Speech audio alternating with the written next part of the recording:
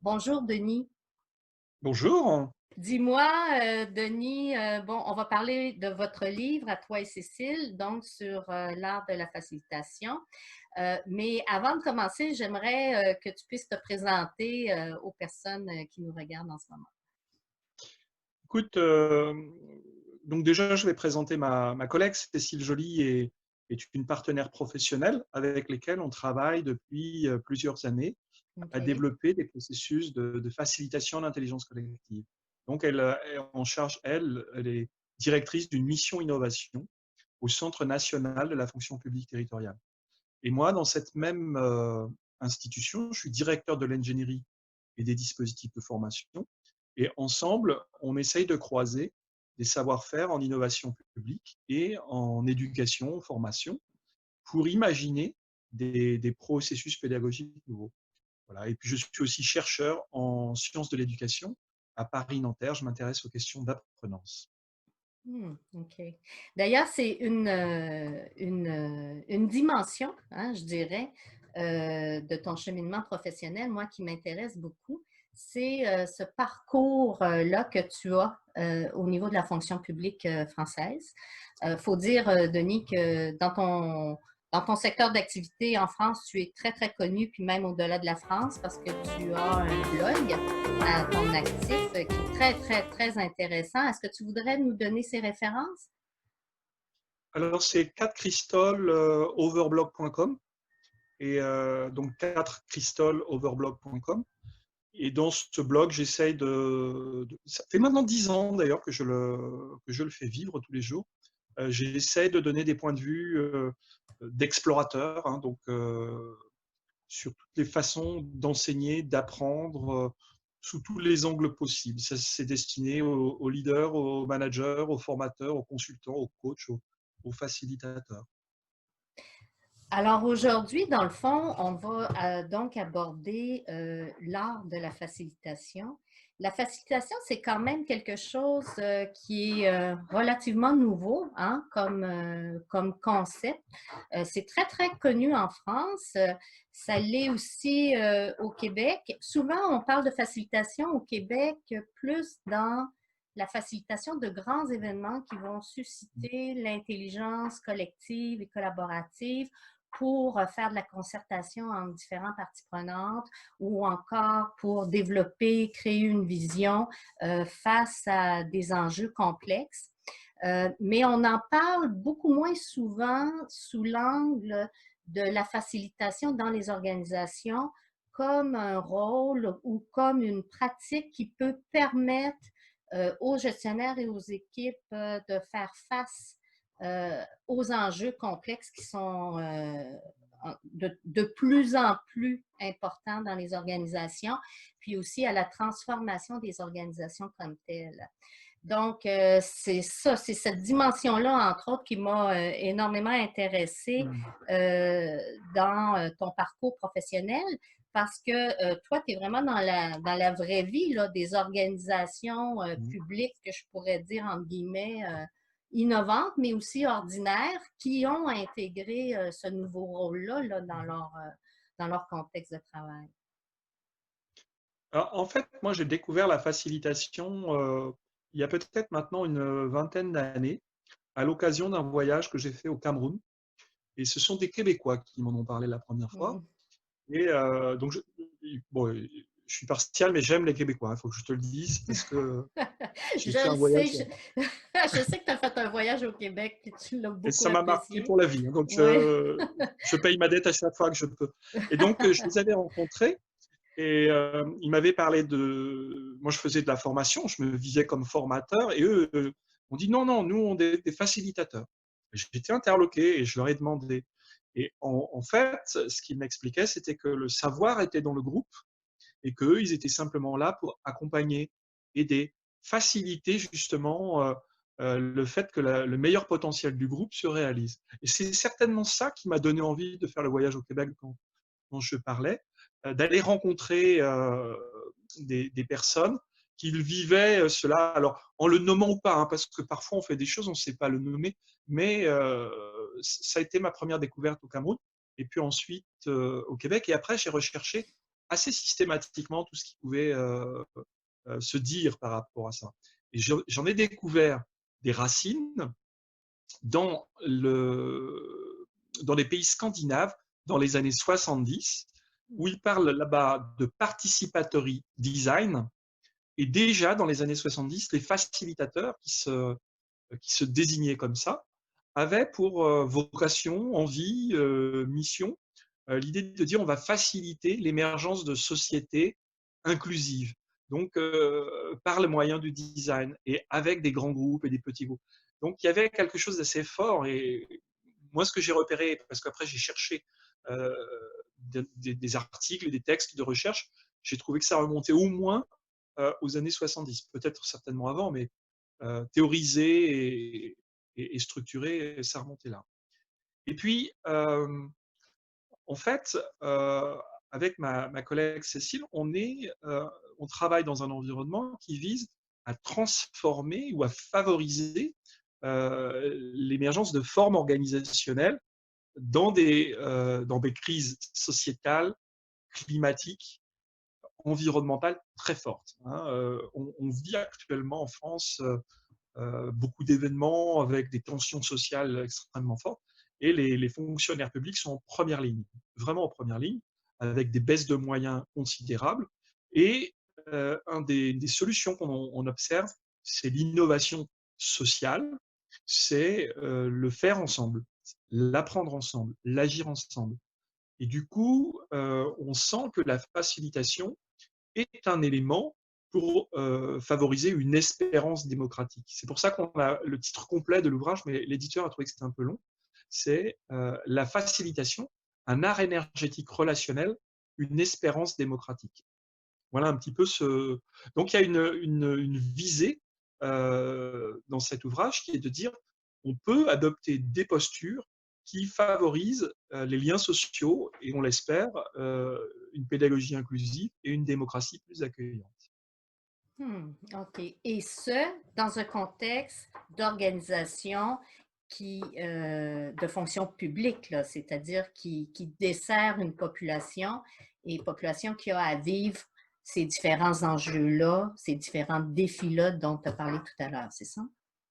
Oui, en fait, on organise beaucoup d'ateliers, de séminaires, de dynamiques de grande ampleur, hein, pour essayer de mettre en mouvement et de créer des écosystèmes d'action, d'innovation et d'apprentissage. Euh, Encore une fois, quand j'ai fait le voyage que j'ai fait au Québec, j'ai rencontré un cabinet qui s'appelle Percolab et une Mm. personne qui s'appelle Samantha Slett Oui.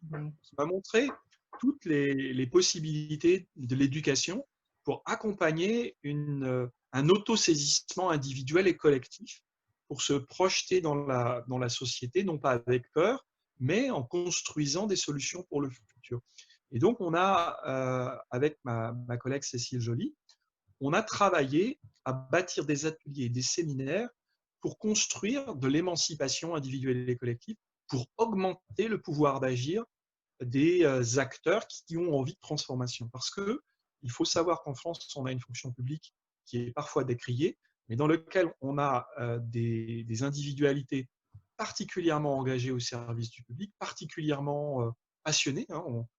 Parfois, pour te dire, dans les ateliers qu'on met en place, on a des fonctionnaires qui viennent sur leur congé parce qu'ils croient que les processus qu'on engage dépassent la simple exécution de leur métier et permettent de fabriquer une meilleure société. Donc, on a eu envie de se perfectionner dans ces approches, d'aller trouver les moyens pour aider d'autres acteurs à devenir des leaders à leur niveau pour créer de l'énergie autour d'eux. Et cette idée de la facilitation, c'est donc une idée de comment on crée de l'énergie, comment cette énergie se maintient, comment cette énergie se diffuse. Voilà un petit peu le fondement. Alors on s'est tourné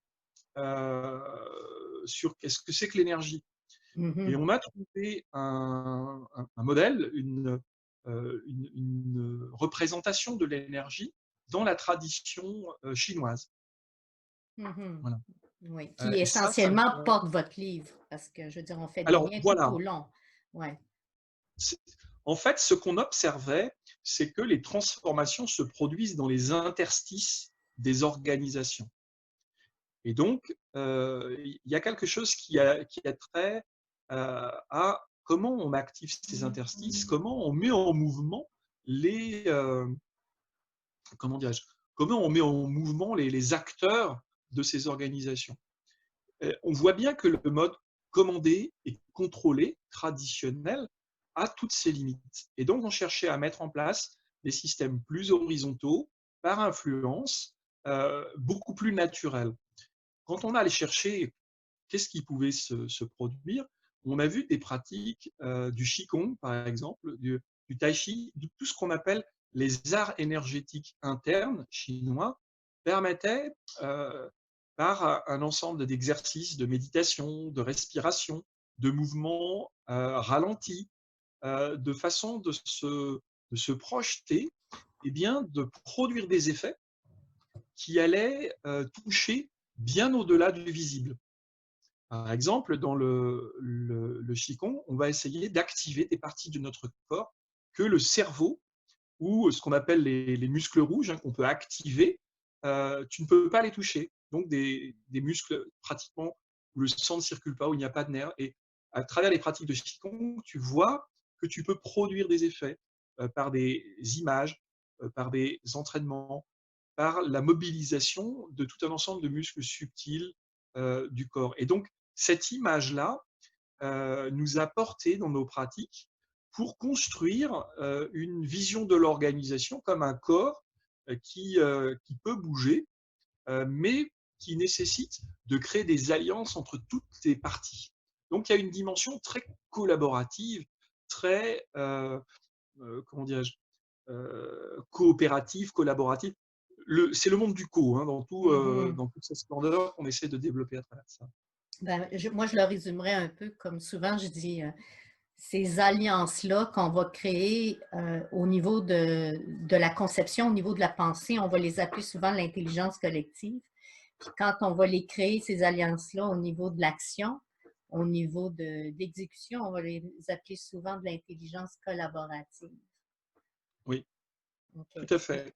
C'est Donc, ce que j'entends dans ce que tu dis, c'est que pour favoriser les transformations au niveau des secteurs publics en France, vous vous êtes dit qu'il y avait une posture de facilitation qui était à développer chez les individus pour être plus en mesure de faire circuler cette énergie-là qui allait, dans le fond, favoriser et l'intelligence collective et l'intelligence collaborative pour arriver à répondre aux grands enjeux de la fonction publique. C'est ça?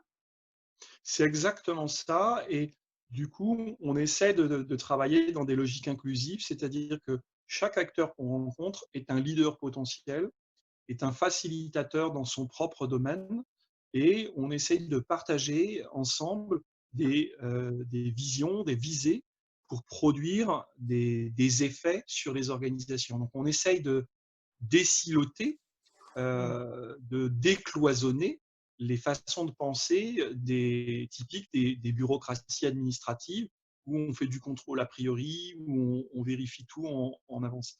Et donc, dans les ateliers qu'on met en place depuis 5 ans maintenant, on travaille à justement faire en sorte que tous les acteurs puissent produire la vision, le geste initial, hein, soit dès la première graine du projet, complètement partie prenante, propriétaire ou copropriétaire de l'idée, et puissent s'investir. Et pour cela, eh bien, ça nécessite une posture d'accueil de l'altérité, de pensées différentes, et je dirais aussi un travail sur soi, parce que ce n'est pas du tout évident de dire je ne sais pas où je vais, mais ce qui est important, c'est d'y aller avec les autres. C'est un peu inhabituel par rapport au mode de conduite de projet traditionnel, hein, de ne pas vouloir tout verrouiller, mais de laisser une place à la circulation d'énergie, et donc de se centrer sur où est l'énergie, où va l'énergie, comment l'accompagner, comment la faire grandir. C'est ça les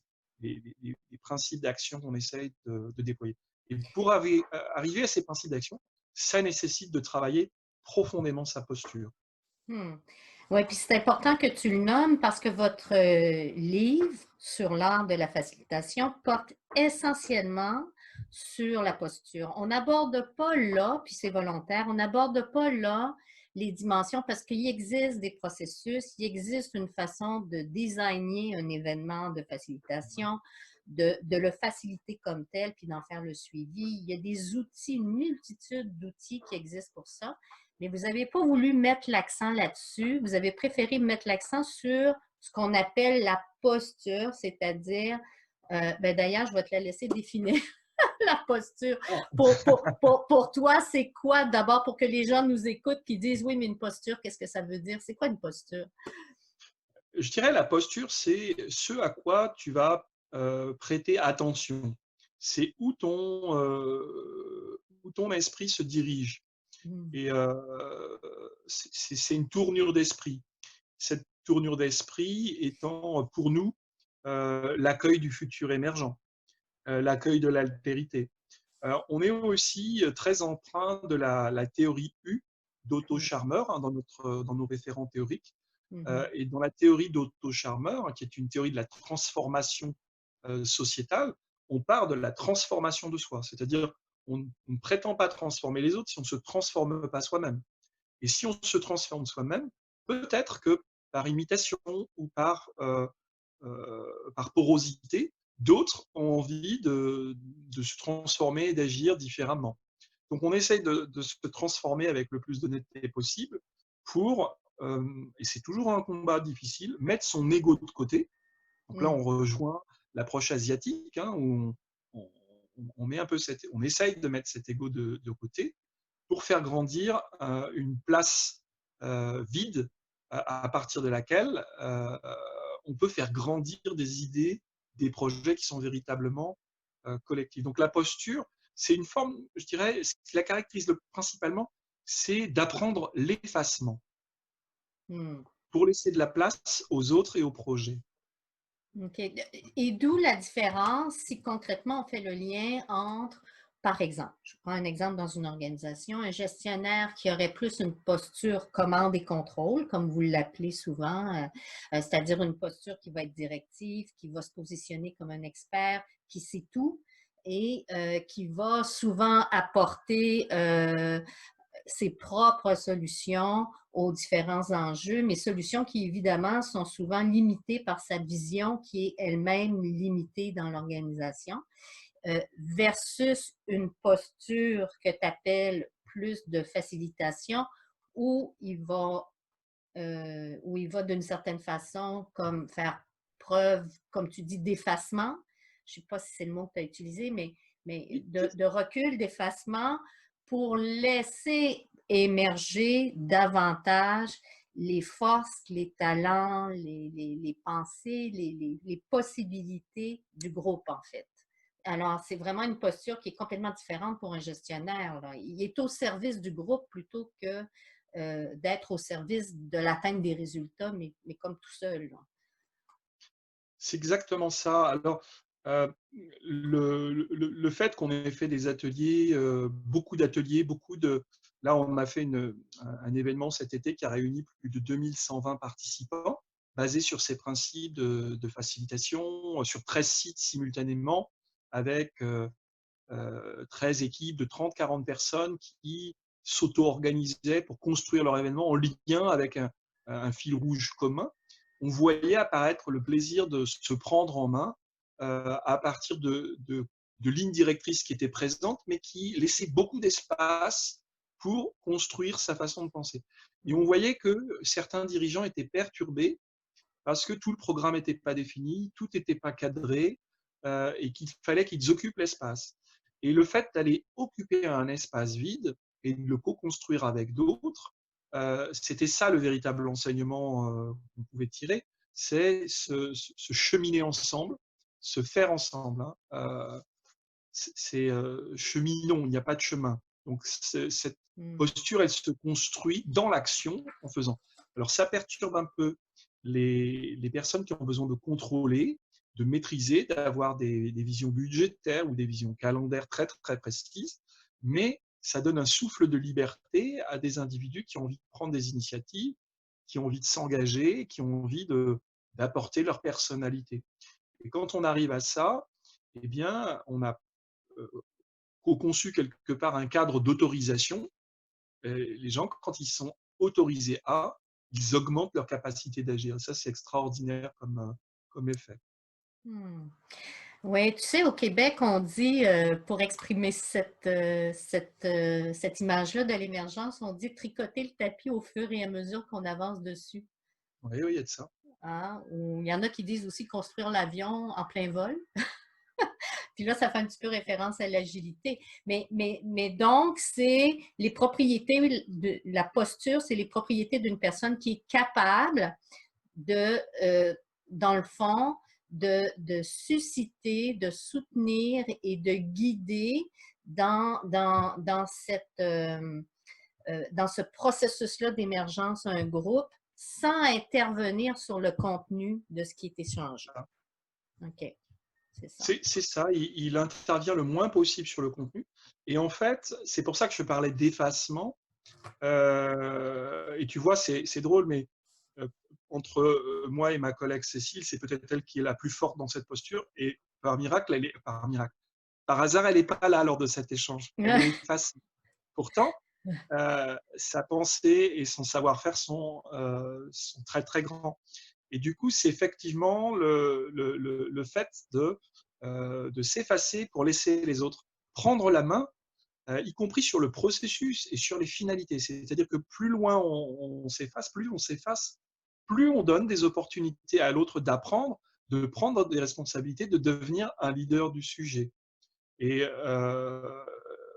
il s'en rend compte ou pas, peu importe, mais il a une opportunité de grandir. Et quand on le fait collectivement, ça crée en plus des réseaux d'acteurs qui sont solidaires, qui se soutiennent et qui permettent de faire, nous on appelle ça du compostage de projet, hein. C'est-à-dire que tu as des idées qui naissent, parfois elles ne vont pas jusqu'au bout, mais elles sont reprises par d'autres. Et ces idées, ces ressources compostables permettent de faire progresser le collectif. Et on ne sait plus à la fin qui a été à l'origine de quoi, et c'est pas très grave. Ce qui est important, c'est que c'est les collectivités, puisque nous on travaille dans le domaine des collectivités, qui se développent. J'imagine un certain nombre de personnes qui nous écoutent en ce moment et qui doivent se dire waouh, c'est intéressant, c'est beau ça, mais comment ça, comment ça se fait dans la pratique? Je veux dire, quelqu'un qu'on voit faciliter, là, admettons que on met une caméra là, sur quelqu'un qui est en train de faciliter. Denis, qu'est-ce qu'on voit de cette personne-là quand elle facilite? Alors, figure-toi que tu ne crois pas si bien dire, parce on travaille dans un laboratoire d'apprentissage et on accueille régulièrement des doctorants, des docteurs euh, ou des stagiaires, et on a fait l'expérience avec une caméra pour voir qu'est-ce qu'on voit. Euh, et, et donc, quelque part, on ne voit pas forcément grand-chose parce que c'est plutôt l'intention portée. Tu vois, c'est l'intention portée qui est le plus important. Donc, c'est peut-être de la douceur dans les mots. C'est peut-être, tu vois, quand on parle de l'art énergétique relationnel, on a deux dimensions. Une énergie de réchauffement et une énergie de refroidissement. Donc, c'est peut-être de temps en temps des incises, des phrases, des articulations entre des séquences d'ateliers qui font qu'il y a une fluidité qu'on vit et qu'on ne perçoit pas forcément. Euh, et c'est ça qui nous intéresse. On utilise aussi un terme japonais qui est le ma. Et le ma, ça désigne plutôt un interstice, c'est-à-dire une liaison, et non pas un objet en tant que tel. Et la facilitation, ça consiste à construire en permanence des petites liaisons entre les individus, entre les séquences, entre le sens de chaque action. Ces liaisons-là, elles font que tu as l'impression de vivre un moment fluide, agréable, dans lequel tu peux contribuer, et que tu le vis dans une trame sociale dans laquelle tu es investi, que tu co-construis, que tu tricotes, pour reprendre l'image de ton tapis. Donc une caméra, qu'est-ce qu'elle voit? Elle voit simplement des liaisons qui s'opèrent entre les différents acteurs et un support constant du facilitateur au maintien de la qualité énergétique de ce qui est en train de se produire. Hmm. C'est intéressant. C'est sûr que c'est difficile j'imagine que pour les gens qui nous écoutent en ce moment, ça doit être difficile à concevoir, là, tu sais, s'ils ne l'ont pas vécu, hein?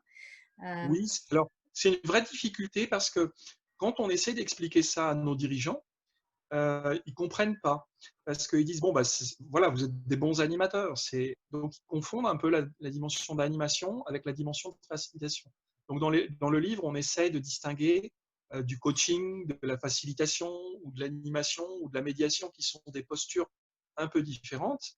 On a essayé aussi d'éviter de mettre les boîtes à outils, hein, on va trouver hmm, les boîtes à outils partout, mhm, mais c'est vraiment l'état d'esprit qui est principal et il faut le vivre ici et maintenant. Donc, je dirais que tu ne peux pas apprendre la facilitation si ce n'est en étant avec des facilitateurs expérimentés qui te font ressentir des nuances, des moments d'inflexion dans de la relation, dans des objets de travail.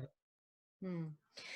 Moi, il y a deux dimensions que j'ai beaucoup, beaucoup aimées quand tu abordes et quand vous abordez, toi et Cécile, là, la posture. Il y a une de ces dimensions-là, c'est que moi, je pratique le dialogue depuis un certain nombre d'années. Puis ce que j'observe dans la pratique du dialogue, hein, c'est toujours l'émergence de différents points de vue, de différentes façons de faire, des fois qui sont carrément à l'opposé des nôtres. Mais je veux dire, il faut développer une ouverture, une écoute, une sensibilité à ce qui se dit, qui parfois, ça peut nous amener à avoir un sentiment de perte de repère. Puis je trouve que dans la facilitation, le fait de délaisser le rôle aussi d'expert pour celui de facilitateur, il y a cette notion-là entre guillemets, là, de perte d'ancrage ou perte d'identité, hein, parce que là, on n'est pas en train de formuler ce qu'on veut, ce qu'on pense, ce qu'on croit. On est en train de soutenir les autres à le faire, puis il y a une émergence d'une richesse absolue, d'une multitude d'idées, mais qui peut des fois nous amener à sentir qu'on est un peu, qu'on est dans le chaos, puis qu'on est aussi dans une perte de repère. Puis tu dis, à un moment donné, dans ton livre, que une bonne posture de facilitateur, il faut apprendre à devenir un individu solide à part entière, cultiver une sûreté d'être dans l'existence. Puis je trouve ça Mmh. très, très intéressant. Tu peux-tu élaborer un petit peu là-dessus? Oui, en fait, alors déjà, c'est pas mon livre, on est vraiment deux co-auteurs. Oui, euh, excuse-moi, oui. Mais non, mais c'est pas grave. Mais pour moi, la sûreté d'être, c'est que comme une part de l'énergie, elle passe par l'authenticité de la personne et que ça se sent. C'est de l'ordre de l'invisible, mais ça se sent très fort. Ça nécessite de faire un effort réel et constant, de se dire si je fais des choses, c'est que c'est important. Ça veut dire qu'on est beaucoup dans le fond et tout ce que tu ne vas pas dire, les autres doivent le ressentir. Donc, ils vont décrypter dans ton micro-langage corporel, tes choix de mots, la posture du corps aussi. Hein, Hmm. beaucoup d'éléments qui sont qui passent pas forcément par le vocabulaire, ça va se percevoir.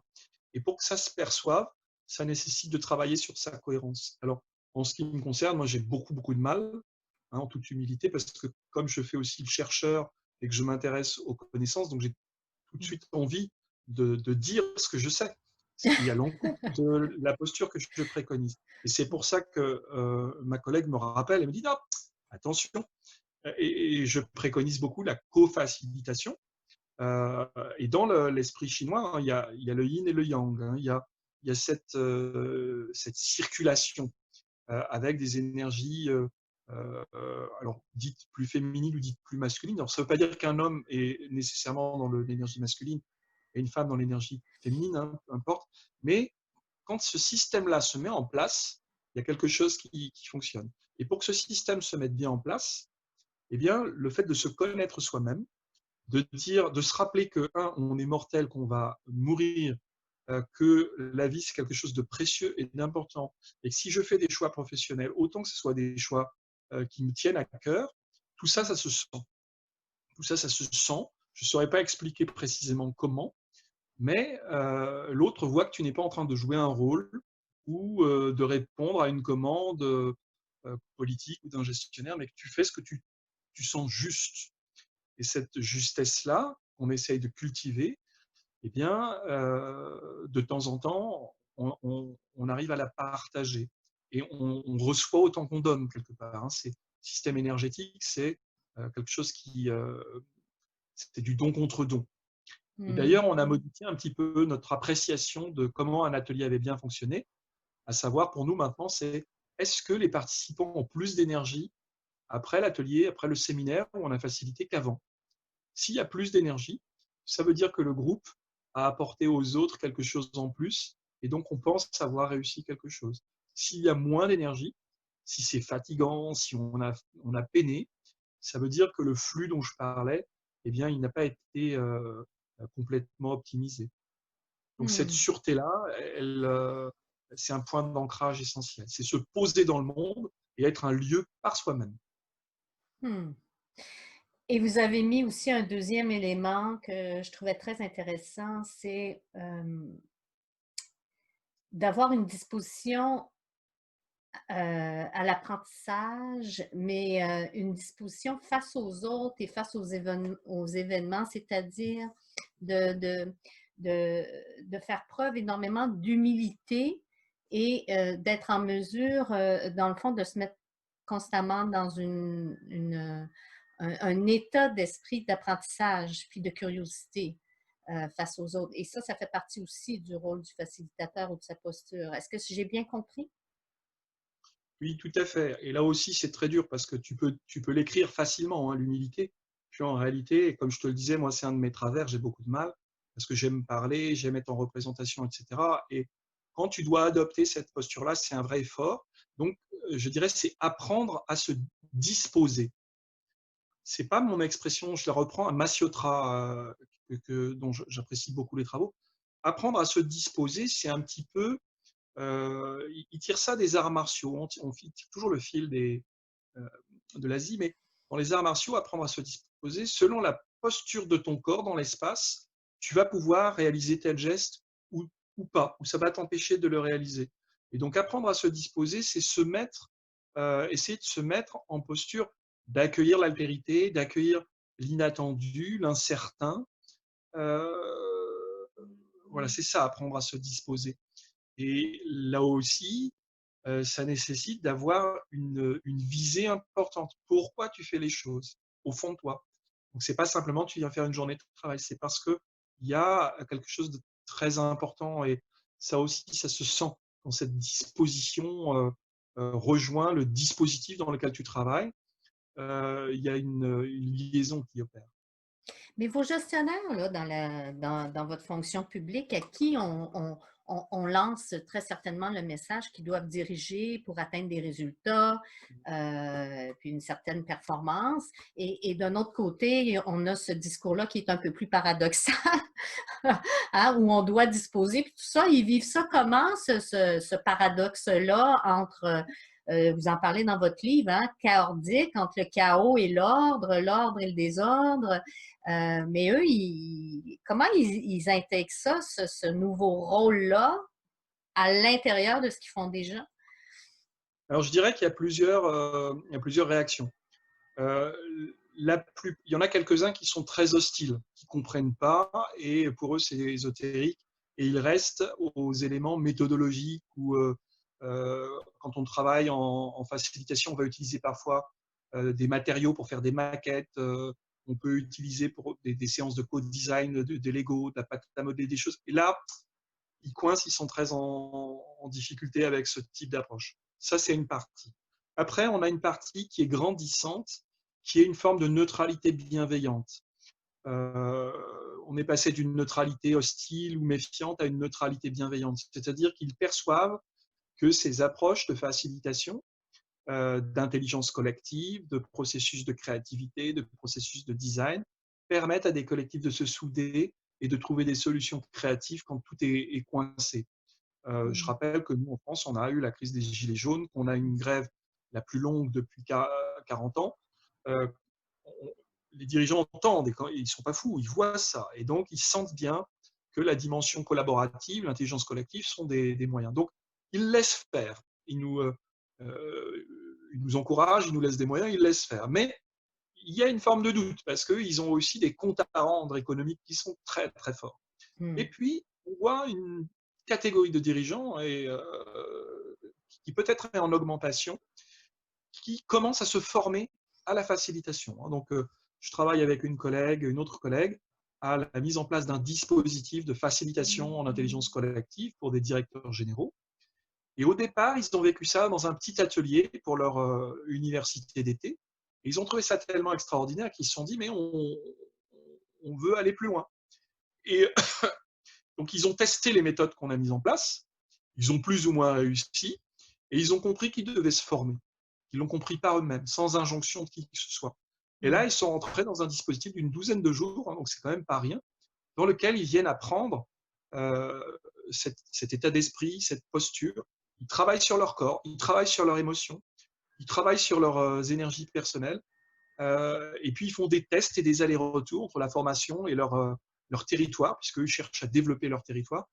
Et ça, c'est fantastique à voir qu'il y a des dirigeants qui se lancent là-dedans. C'est extraordinaire. Voilà, donc je dirais il y a ces trois catégories, les 80% étant les neutres, mais en ce moment, je dirais plutôt neutres bienveillants. OK. OK. Donc, qui perçoivent qu'il y a quelque chose là d'intéressant, mais qui ne sont pas encore complètement engagés là, dans leur propre Ils transformation. laissent faire. Oui, OK. D'accord. Et vous voyez des résultats le 10%, admettons, là, je ne sais pas combien ils sont, qui ont fait la Ouais. formation de 12 jours, puis tout ça, ils perçoivent des changements, même au niveau de leur réseau, au niveau régional? Est-ce qu'il y a des changements concrets qui sont perçus? Ah oui, oui, oui, ça c'est extraordinaire. C'est-à-dire qu'ils prennent des risques, ils osent, ils s'engagent. Il faut voir que ces directeurs généraux, ils sont révocables d'un claquement de doigts si l'élu n'est pas d'accord avec ce qu'ils font. Hmm. Hein. Hmm. Les fonctionnaires français sont protégés, ils ont une forme d'emploi à vie, sauf pour les directeurs généraux qui peuvent être remerciés, ce qu'on appelle des emplois fonctionnels. Et eux, si la ligne politique change ou qu'il y a quelque chose qui ne va pas, ils partent du jour au lendemain. Hein. Donc, sans préavis, rien. Hein. C'est assez vif. Ils ont quelques Mhm. protections sociales, bien entendu, mais malgré tout, ils vivent des enjeux assez forts. Et même avec cette pression-là, on voit une nouvelle espèce de directeur général, ce n'est pas la majorité, mais on voit qu'il y en a qui s'engagent, qui osent, qui testent, qui sont très soucieux, par exemple, des questions climatiques ou sociétales, et qui engagent leurs équipes et leur collectivité. Parfois, ils sont surpris, alors qu'ils sont très ouverts à la collaboration, de voir que leurs équipes ne les suivent pas toujours Hmm. ou que leurs élus ont peur. Donc, c'est des pionniers en quelque sorte. Moi, je les admire parce que voilà, ils y vont. Et on a quelques exemples qui sont remarquables, absolument remarquables, où la facilitation les a amenés à revoir complètement leur métier, leur façon de penser le collectif, la façon d'en parler. Et ceux qui ont à la fois la capacité gestionnaire et cette posture et qui sont capables de basculer de l'un à l'autre, je trouve que c'est vraiment super. Mais bon, ça débute à peine, je dirais. Hein, et on ne peut pas dire que ça soit la majorité. Ça me fait penser à ce qu'on appelle le concept de management paradoxal, hein, d'être capable de gérer les deux, hein, Mmh. autant d'un aspect facilitation que directif, puis selon la situation, d'être capable de combiner un ou l'autre. Ah oui. Mais c'est très intéressant, c'est très inspirant. Ce serait le fun à un moment donné d'avoir des témoignages de ces gens-là, hein, vraiment. Là. Ah oui. Vraiment. Dans votre livre, puis d'ailleurs, je pense que c'est un petit peu ça que ces gens-là ont dû voir parce que tu parles d'une formation de 12 jours, mais dans votre livre, vous parlez d'un espèce de parcours de progression en 12 points, un peu pour, si j'ai bien compris, pour développer cette posture-là, qui est quand même intangible, difficile en tout cas à cerner. Euh, cette posture-là en 12 points. Est-ce que je me trompe quand je dis ça? Est-ce que je suis dans le champ? Oui, en fait, on a pratiqué le massage Tuina, qui est le massage traditionnel dans la médecine chinoise. Et OK. dans le massage Tuina, tu commences par un geste simple et puis tu augmentes la complexité des gestes. Et du coup, et tu reviens toujours au premier geste simple et tu le perfectionnes. Et les 12 points qu'on a évoqués, ça vise cette espèce de progression où les points sont toujours essentiels, ils sont toujours interreliés les uns aux autres. Il faut bien commencer quelque part et affiner au fur et à mesure. OK. Donc, vous l'avez exprimé sous la forme, pas d'étapes, mais de points. C'est ça. OK. Comme l'acupuncture?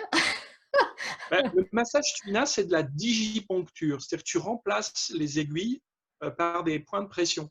On fait de Ah, l'acupression. Et OK. donc, c'est pour ça qu'on parle de points. D'où l'image. OK. Ah, c'est intéressant.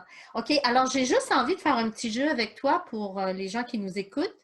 D'accord? Je nomme les points, mais je sais pas, en deux, trois phrases, tu me résumes l'idée maîtresse de ce point-là. Est-ce que ça va? Ça marche. Oui, OK. c'est bien. Alors, le premier point, c'est le cercle. Le cercle, c'est vraiment une des configurations qu'on utilise en facilitation, où tout le monde est à équidistance et le milieu du cercle, c'est vide. Et donc, c'est le lieu où les idées peuvent se rassembler pour produire un projet. Hmm, bien. Deuxième point, la simplicité. C'est le plus difficile à cultiver, mais la facilitation, la définition que j'en donnerais, c'est rendre facile. Et donc, Ah, la simplicité, c'est de ne pas faire d'esbrouf et d'aller à l'essentiel. bien. Troisième point, la rencontre. La rencontre, c'est cultiver l'art de la rencontre, hein, c'est euh, aller chercher chez l'autre ses forces. Hmm. Le flux. Le flux, ça, c'est une idée. euh, Soit on peut prendre la métaphore chinoise, c'est un peu le qi. Le qi chinois, c'est quelque chose qui circule, l'énergie qui circule.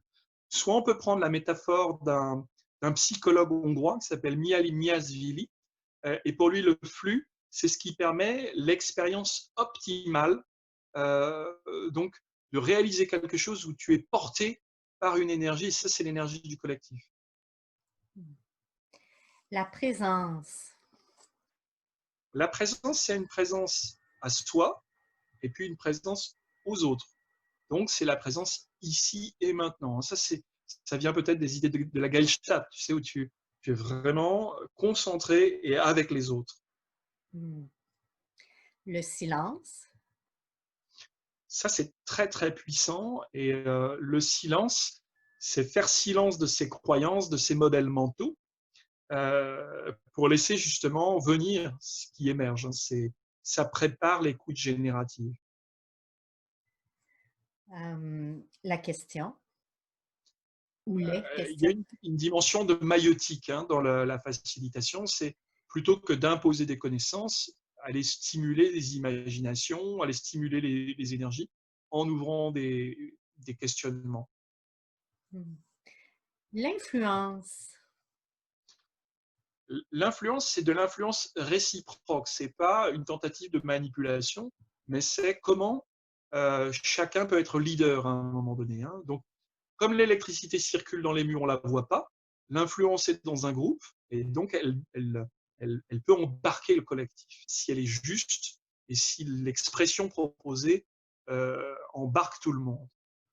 Hmm. La décision. Alors, à un moment donné, il faut passer à l'acte. Et donc, l'idée qu'on développe dans ce cas, c'est la décision par consentement. Ça vient des approches dites sociocratiques de quelqu'un que tu connais peut-être, qui s'appelle Gilles Charest. Mhm. Mhm. Oui, c'est-à-dire que dans le consentement, c'est que on accepte de vivre avec une décision même si elle n'est pas parfaite, c'est ça? Exactement ça. Je vois que tu OK. connais bien. Et l'apprentissage, pour terminer. En fait, c'est pour moi, alors peut-être parce que je suis chercheur en sciences de l'éducation, mais c'est la vie. C'est-à-dire que l'apprentissage, c'est vivre. Tu peux pas, si tu apprends pas, tu vis pas. Si tu vis pas, tu apprends pas. Pour moi, c'est indissociable et c'est un des moteurs les plus puissants. Et encore plus puissant, c'est l'apprendre ensemble. Hmm. Oui. D'où d'ailleurs un projet sur lequel tu travailles depuis plusieurs années qui s'appelle Apprendre ensemble d'ailleurs. C'est ça, oui, oui, tout à fait. Alors, ces 12 points-là, euh, d'une certaine façon, tout à l'heure, je te posais la question de, puis là, ça vient juste de me venir à l'idée, mais ces 12 points-là, d'une certaine façon, quand je te posais la question, on observe quoi, on voit quoi si on voit un facilitateur agir, bien, d'une certaine façon, on pourrait dire qu'il nous permettrait, alors, si le facilitateur est en train de susciter, guider, favoriser ou un de ces 12 points-là, c'est qu'il est dans son rôle. C'est ça que je vois. Oui, on peut dire ça comme ça. Mais à la limite, on ne voit pas grand-chose. Il faut vraiment être un observateur très, très attentif pour voir des choses se passer, parce qu'il y a beaucoup de choses qui se passent à l'intérieur de soi, et il y a de la communication invisible qui passe d'un cœur à un autre, d'un esprit à un autre, d'un corps à un autre. Et cette circulation-là, il faut être vraiment très, très aiguisé pour l'observer. OK. Puis, ce que ça me suscite aussi comme question, c'est, dans le fond, là, le bon facilitateur, c'est celui qui a intégré ça et qui donne l'exemple. Alors moi, je serais plus modeste, je te dirais, il fait ce qu'il peut, et OK. il fait notamment avec ses défauts. Hein. Moi, je sais que j'en ai beaucoup, et c'est pour ça que je préconise beaucoup la co-facilitation, de façon à ce que si tu te laisses aller dans ton défaut, l'autre t'aide et réciproquement. Et donc, c'est plutôt un système, c'est pour ça que j'aime beaucoup la co-facilitation avec ma collègue, c'est un système vivant, organique, qui peut euh, entraîner un autre système ou se mettre à son service selon les moments de la facilitation. Hmm. Ouais.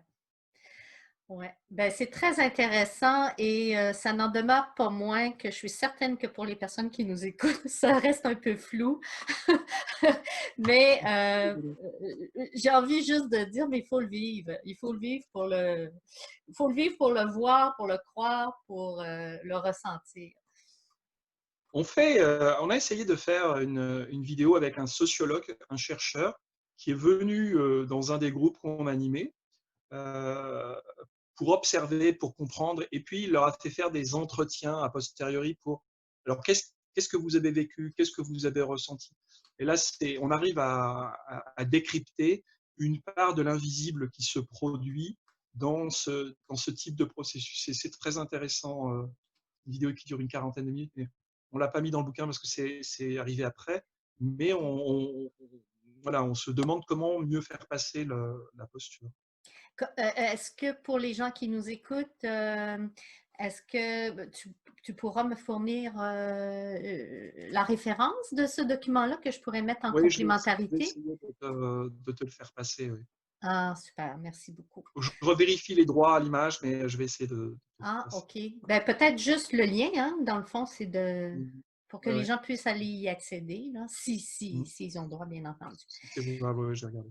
OK, super. Ben, écoute, qu'est-ce que tu aurais envie de dire que tu n'as pas dit, puis que tu penses que ce serait important avant qu'on termine? Ouais, ce dont je m'aperçois à travers tes questions, c'est que il y a une difficulté à expliquer ce que c'est qu'une posture. Hein. Donc, Oui, ben oui, c'est sûr. c'est encore un Ouais, peu de travail.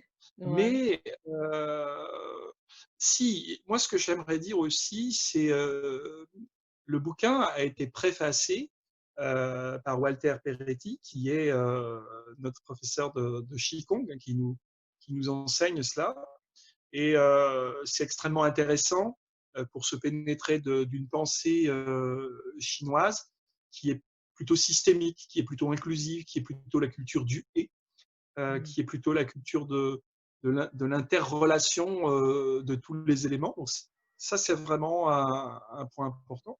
Et puis, la postface a été réalisée par Pierre Paris, qui est un très, très grand facilitateur. Il intervient dans des grands groupes, dans des comités de direction. Je l'ai vu intervenir avec des dirigeants, c'est remarquable. Euh, et la caractéristique que je trouve de ces deux personnes, c'est l'humilité, la cohérence dans la façon d'appréhender l'autre. C'est je fais ce que je dis, je dis ce que je fais. Voilà, pour moi, ils incarnent vraiment, peut-être mieux que ce que j'ai pu dire, les 12 points que j'ai identifiés, que nous avons identifiés avec Cécile.